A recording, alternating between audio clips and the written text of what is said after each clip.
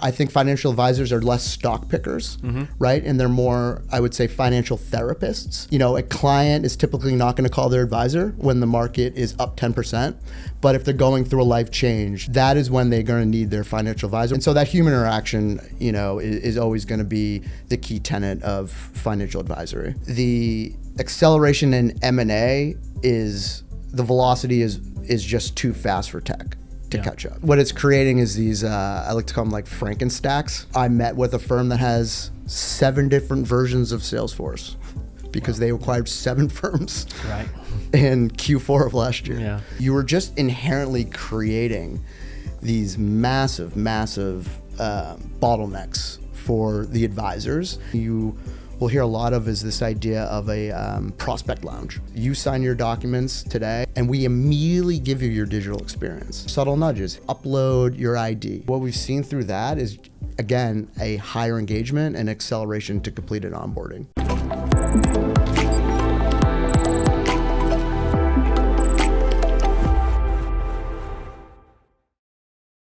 Hello, and thank you for joining us for another episode of Pulse Point by Synpulse. I am James Huyton, a manager here in our New York office, and I'm delighted to be joined in the studio today by Senior Director of Strategic Accounts from Backbase, Joe Sullivan. Joe, very warm welcome. Thank you for having me, James. Fantastic. Yeah, good to have you here. So Backbase is a global financial technology leader with offices in 16 locations around the world, dual headquartered in Atlanta, Georgia and Amsterdam. Yep. The firm offers an enterprise-grade orchestration layer with a particular focus on the client and advisor experience. Providing scalable infrastructure to modernize tech stacks without the need for a multi-year rip and replace of core systems. Well, look, great to have you here in the studio. And before we dive in, I've got a little gift for you, actually. So we are recording this on St. Patrick's Day, March 17th, and I think it would be rude if we didn't have a Guinness with this conversation. Irish guy from Boston. How did you know? Oh yeah, well, cheers. I've got St. Patrick's Day. Happy St. Patrick's Day. Right. Cheers. Wonderful. Look. Excellent. Good pour. Well, I'll try. Years of misspent youth as a bartender. So excellent. There you go.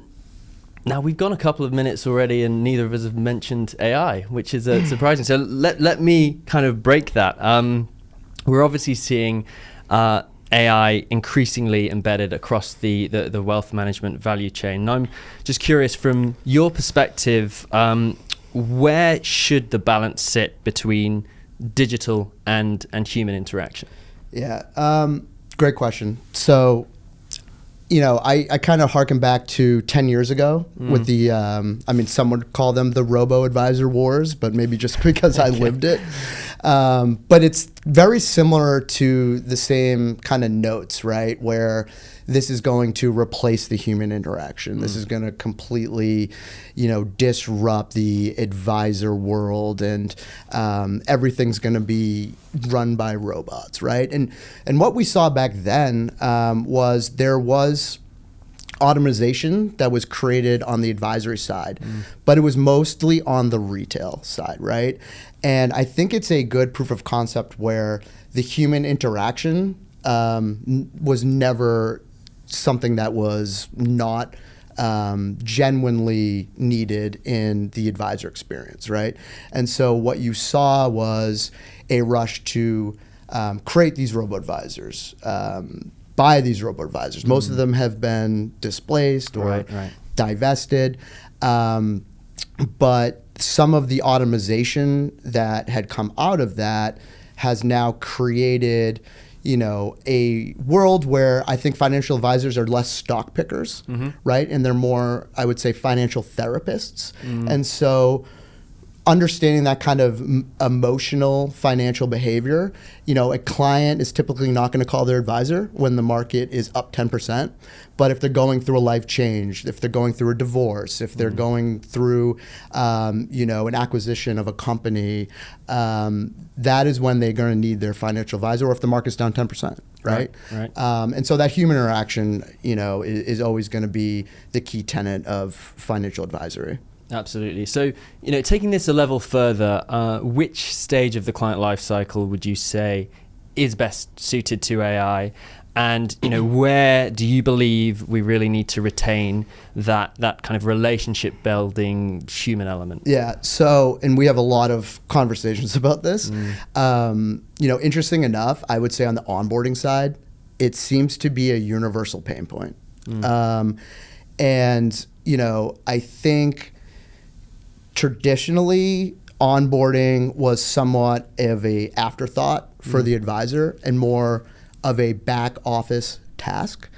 And it is still a disjointed, highly friction experience, right? I think the average onboarding is like 3 or 4 weeks for a client. Wow. Yeah. And think about this, right? You're sitting across the table from a $10 million client, and they're excited, and you've given them these proposals, and you're building this relationship, and then you send them a 40-page document with all of this extra work to do, right?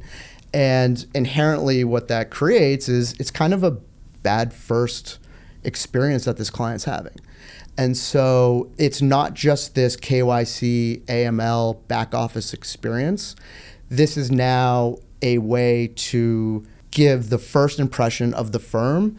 Also, once you have created a more streamlined experience in onboarding, you're accelerating your path to revenue. Yeah. Right. And so that's where I'm seeing at the very first levels of, this ability to automize, definitely on the first interaction with the client in onboarding. Mm-hmm, mm-hmm. And, why would you say so many organizations are, we see a lot of investment in GenAI tools, but, many organizations still aren't quite seeing those productivity gains yet or organizational impact. Why is that? So I think I saw, the statistic is 70% of AI deployments are failing, right? Wow. Or they're never being implemented at some of these large firms, right? And it's not because the LLMs are not sophisticated enough. What is happening is they're treating AI almost like a magic wand. So I just attach AI, I get a third-party vendor, and if I connect it to my Salesforce, then problem solved, right? And what ends up happening is you're getting that, garbage in, garbage out. And this is what leads to what they call hallucinations. It's a real business risk, right? And so you're actually at some point creating more issues because you're adding another siloed product into your infrastructure. Now, what we are seeing the most successful firms implement is they are, let's call it AI proofing their tech stacks. And so they're creating these foundations to be able to implement AI at a high level. And what that entails is you have to break down these silos, right? And you need to get the most relevant data on the client, not yesterday's news, like today's news. And that will give you ability, if you're able to kind of create a world where AI can go across your planning software, your PMS software, your custodian, your Salesforce, your meeting notes. That creates a situation where the advisor now becomes more reactive than, what they currently are, right? Yeah, absolutely. And so if we try and kind of orient ourselves in terms of where we're sitting in the life cycle of AI, right? So we look back about 10 years ago and everyone was experimenting with RPA, so just rule-based or script-based learning, script-based automation. There's no learning or intelligence to really speak of. We then move forward into a bit of AI experimentation.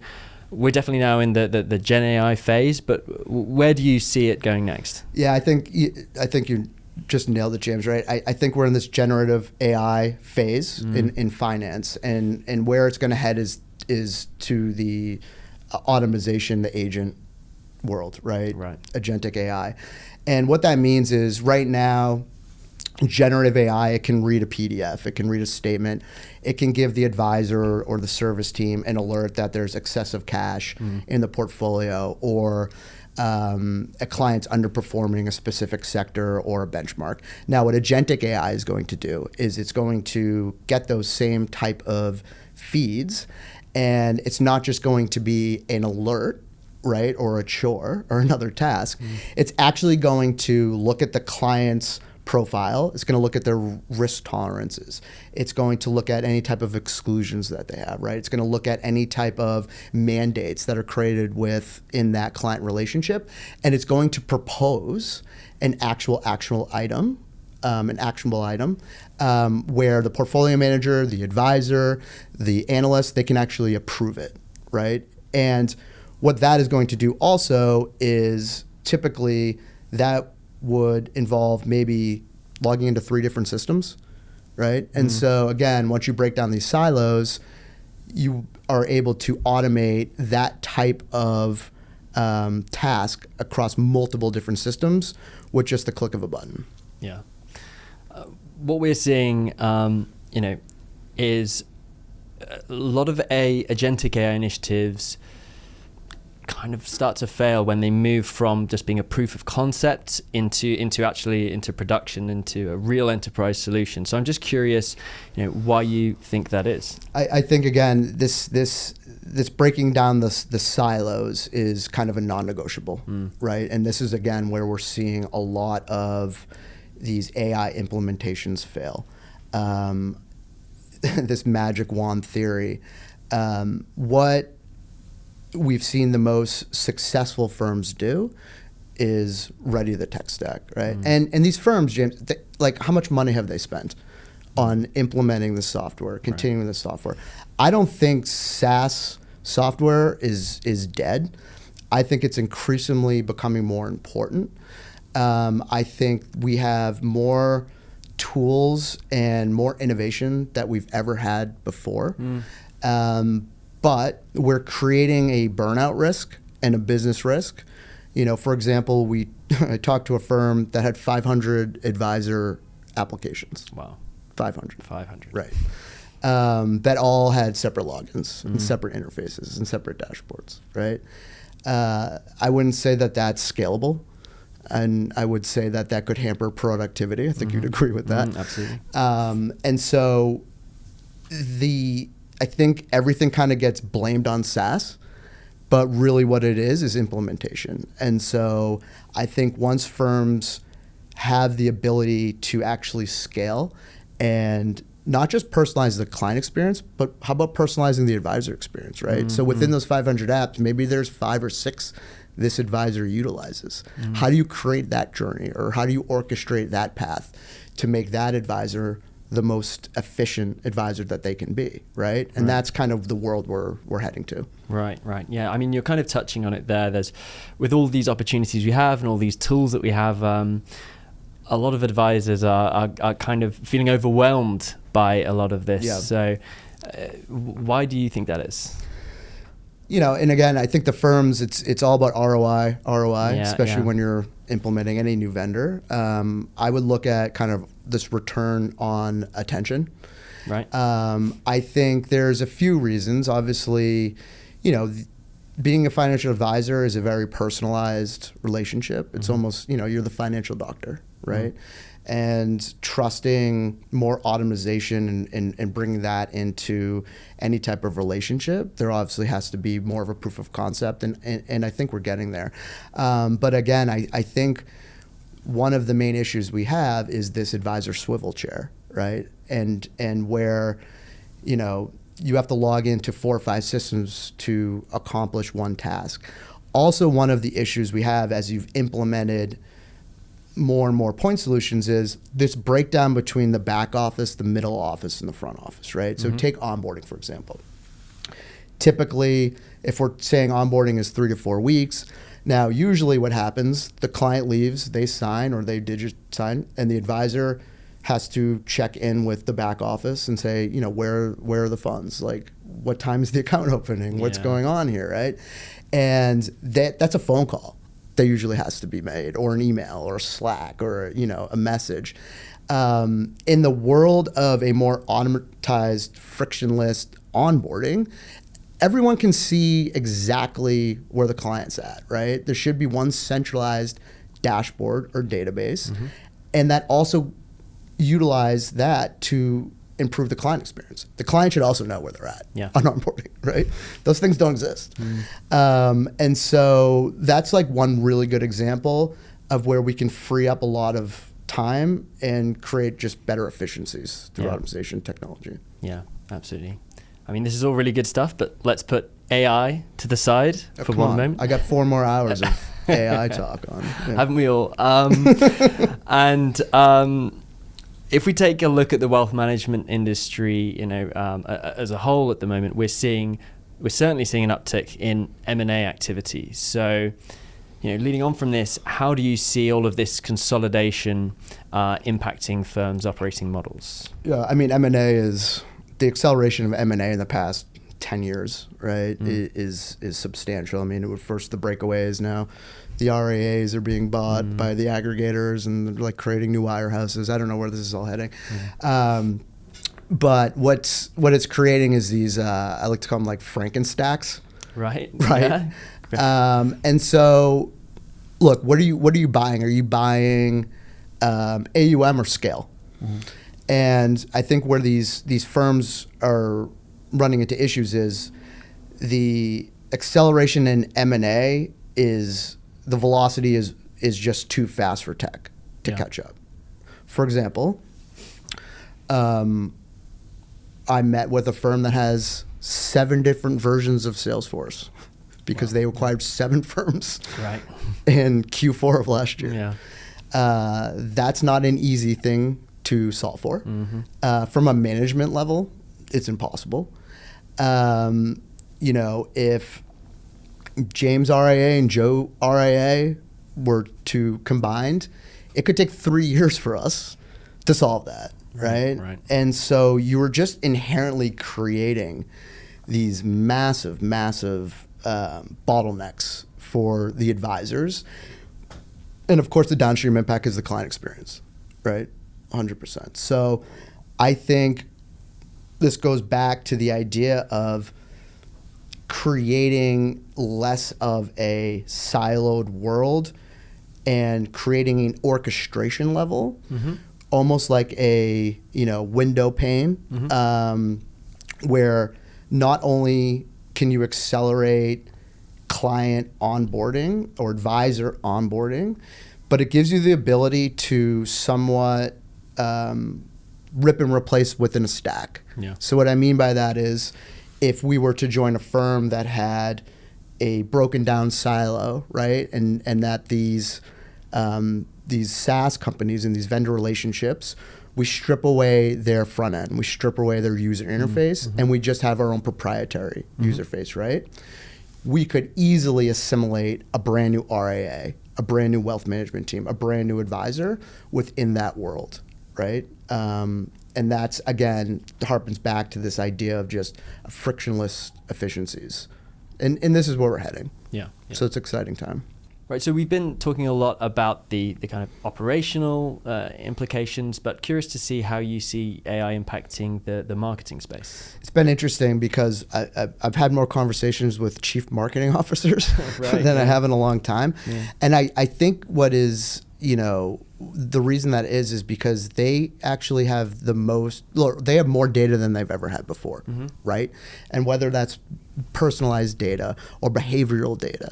So for example, for an existing, book of business that a large wealth management firm has, if they want to run an event or they want to get a piece of content out or collateral, or maybe there's a new product announcement, historically that's been pushed out by email. Right? And so now you can actually target specific individuals, and you can do it through a digital experience within the app or within their login dashboard, right? And so it doesn't even have to hit you in the face as like a banner. Like, we have this new ESG account, right? It could be subtle, right? And you can control that experience. Maybe it's, are you interested in something like this? Or we think that we would recommend this to X, Y, and Z individual. And we're seeing a lot more success with implementation of new products, and much more of engagement with clients, doing it through these kind of subtle nudges, right? It's same thing with onboarding. So, one thing you will hear a lot of is this idea of a prospect lounge. That's what we call it. And essentially what that is you sign your documents today on the iPad, and we immediately give you your digital experience, right? And so you're getting used to the app. And there's subtle nudges. Hey, James, why don't you put in your address? Or are these accounts yours? Or upload your ID, right? And so what we've seen through that is, again, a higher engagement and acceleration to completed onboarding through that process. Absolutely. Joe, fantastic. Well, look, some really interesting points you've been hitting on there. I think my key takeaways from what you've been talking through is probably, firstly, the firms that are winning are the ones who are fiercely protecting their advisors' capacity to be human, right? And thinking about how do we use technology and AI to automate certain key processes. Onboarding was a great example you gave there. Secondly, you touched on this swivel chair epidemic, right? Using these highly skilled, highly compensated advisors and just creating human API integrators out of them, right? Which really doesn't make sense. And to combat this, we need to start thinking about how do we have this kind of single unified engagement layer which advisors can access, and you can have multiple solutions underneath, right? But you give them that one view, and then thirdly, on the M&A uptick that we're seeing, right? And it's more important than ever to think about how to facilitate that operational integration, and how to have the right platforms in place so you don't subject yourself to years of merging tech stacks. Yep. Great. Well, look, fantastic having you here in the studio with us today. Hey, how about the same again next year, St. Patrick's Day? Tradition. All right. Yeah, cheers, Thanks so Joe. much. Cheers. Thanks for very much. having me.